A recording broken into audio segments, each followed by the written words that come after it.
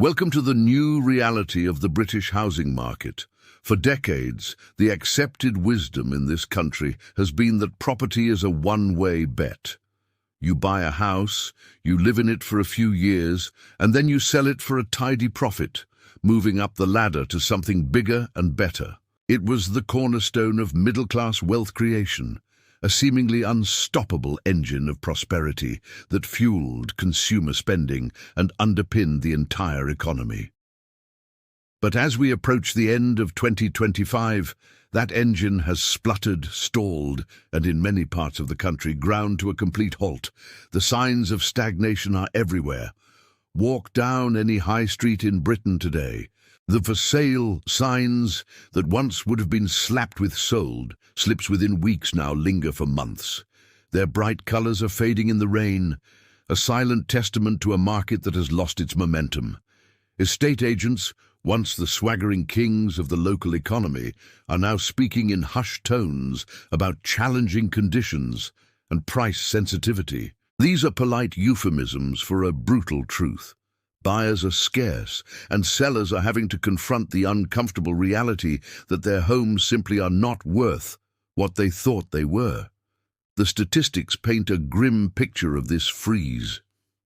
According to the latest data from the Office for National Statistics, ONS, average house prices in the UK fell by 0.6% between August and September 2025, marking the first monthly drop since April of that year.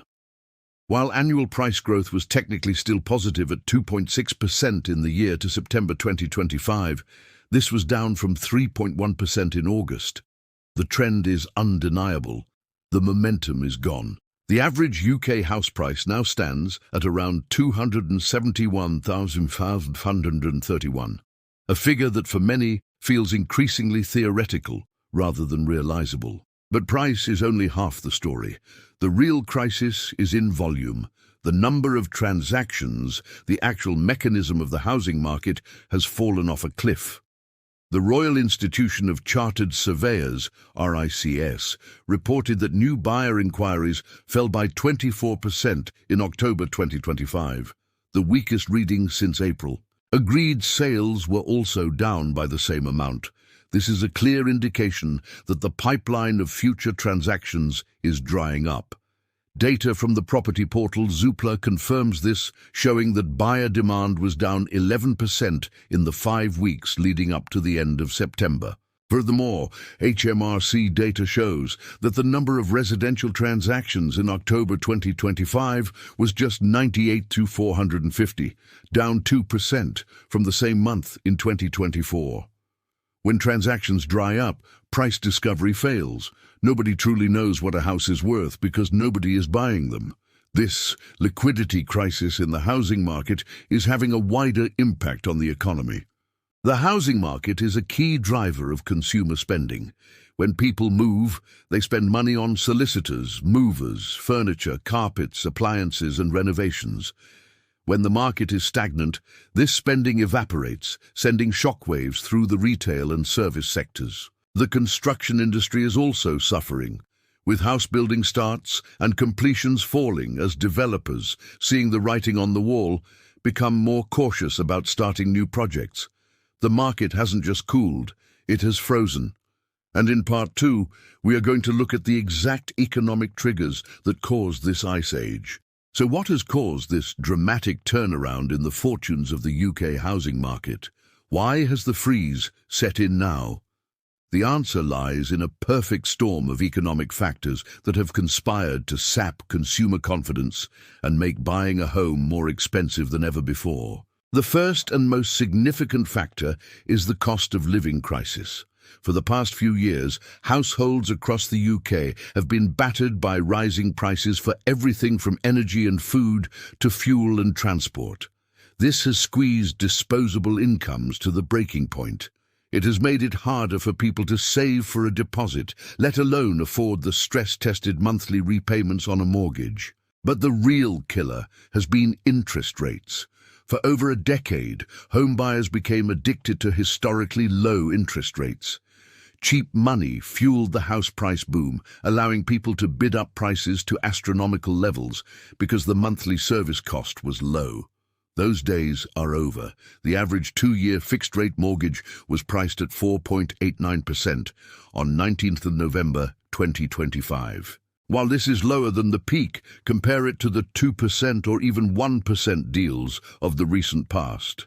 It is a massive increase in the cost of capital.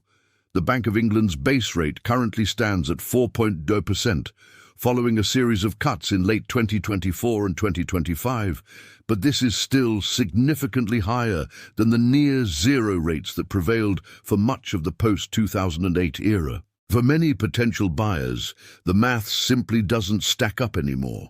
With house prices still hovering at historically high levels and mortgage rates biting, the monthly cost of owning a home has become prohibitive. This has led to a great standoff. Sellers, remembering the prices of 2022 and 2023, are unwilling to lower their asking prices to reflect the new reality. They are anchored to a valuation that no longer exists. Buyers, on the other hand, are unable or unwilling to pay the prices being demanded because the bank won't lend them the money or the monthly payments are terrifying. The result is paralysis. This uncertainty was further compounded by the build-up to the autumn budget in November 2025. Speculation about potential changes to property taxes caused a great deal of anxiety among both buyers and sellers. While the Chancellor did announce some changes, including a new mansion tax charge for homes worth $2 million and above and higher property income tax charges for landlords, the psychological damage was done. The Office for Budget Responsibility, OBR, has already said it expects the increase to property income tax rates from April 2027 to reduce house price growth by around 0.1 percentage points a year from 2028. The government is actively extracting value from the property sector, making it less attractive as an investment. The combination of high rates, exhausted savings, and tax fear has created a situation where the housing market is effectively broken. But for some, a broken market isn't just an inconvenience, it is a financial death sentence. In Part 3, we look at the spectre of negative equity. The stagnation of the UK housing market is not just a story of falling prices and dwindling transactions. It is also the story of a silent, insidious threat that is creeping back into the lives of homeowners across the country: negative equity. For those too young to remember the housing crash of the early 1990s, negative equity may seem like an abstract concept, but for those who lived through it, the term evokes painful memories of financial ruin. And now, as house prices begin to fall from their dizzying heights, the spectre of negative equity is once again haunting the British housing market. What exactly is negative equity? Put simply, it is the situation where the value of your home is less than the amount you owe on your mortgage. It means you are insolvent on your primary asset. Let's look at the math. Suppose you bought a house for $300,000. You put down a 10% deposit, $30,000, and took out a $270,000 mortgage. If the value of that house falls by 15%, a modest correction in historical terms, the house is now worth $255,000. You owe the bank $270,000.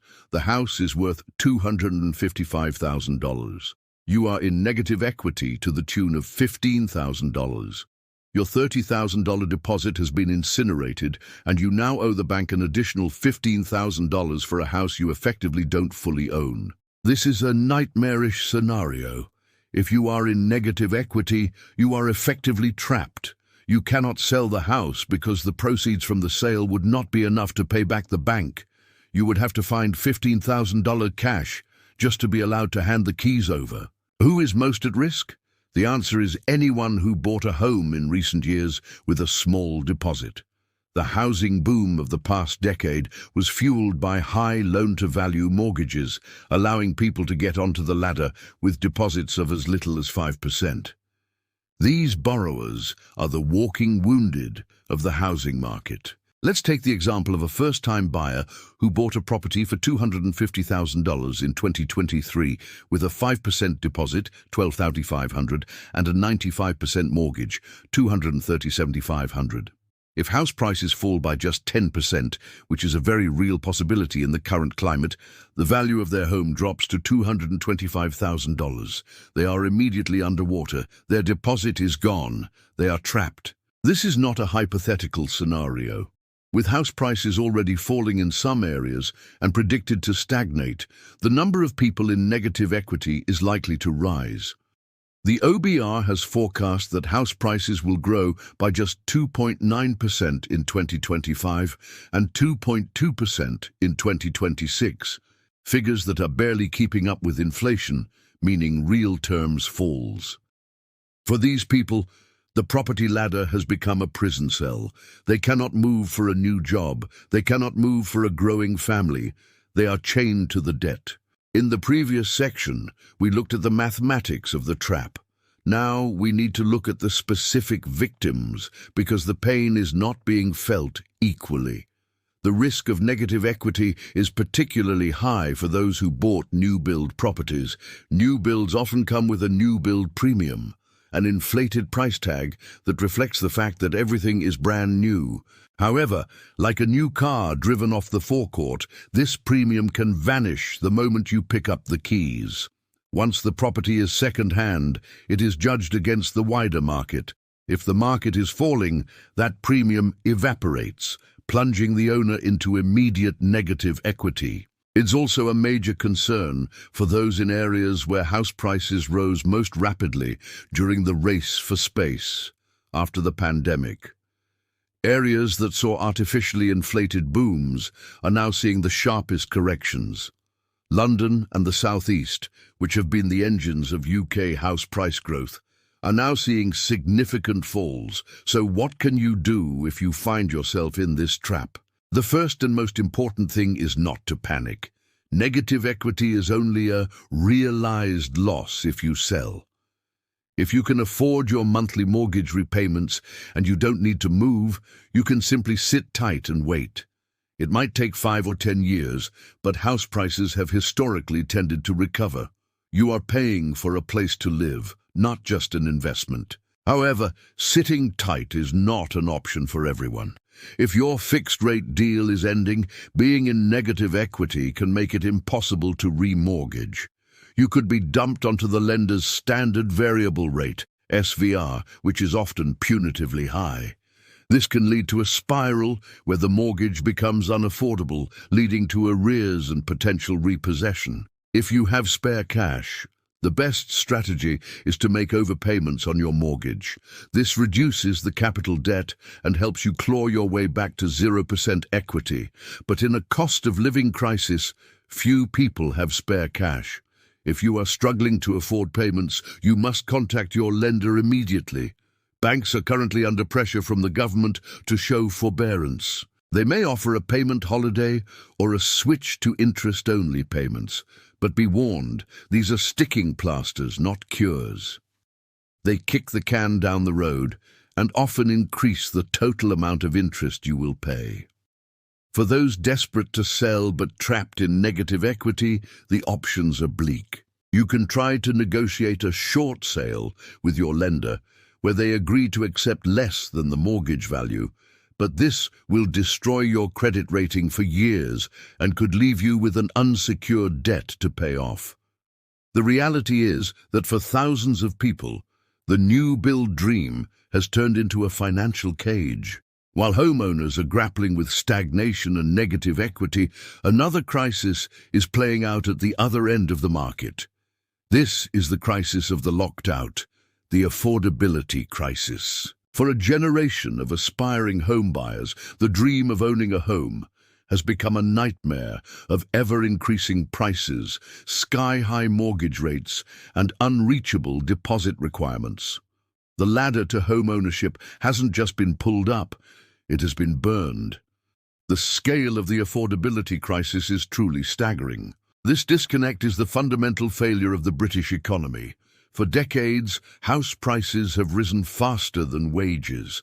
We built an economy on asset inflation rather than productivity growth.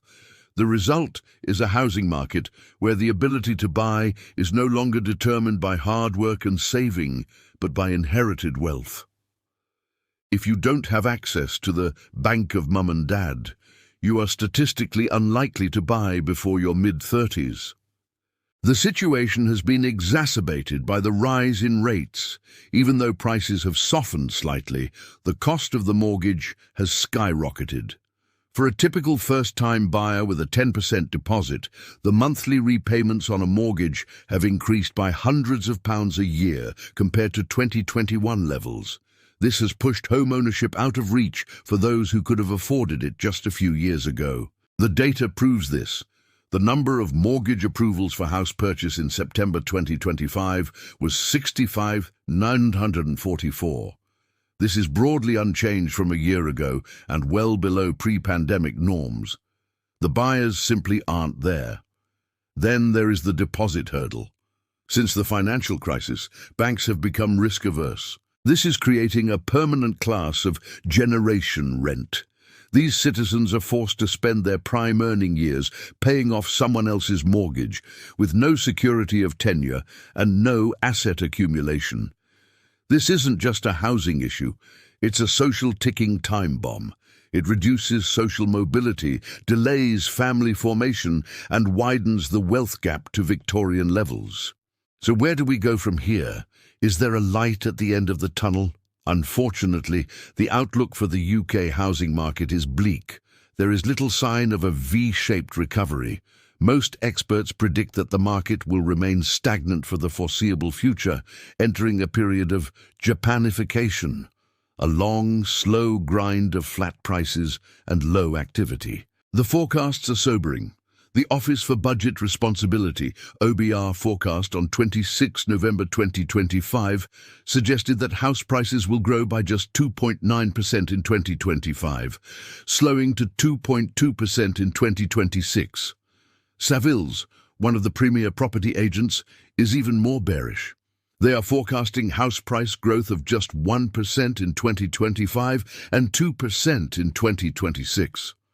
Rightmove has downgraded its growth forecast from 4% to 2%. When you factor in inflation, these growth figures are actually real terms price cuts. If inflation is 3% and houses rise by 1%, housing is becoming less valuable in real terms every single year.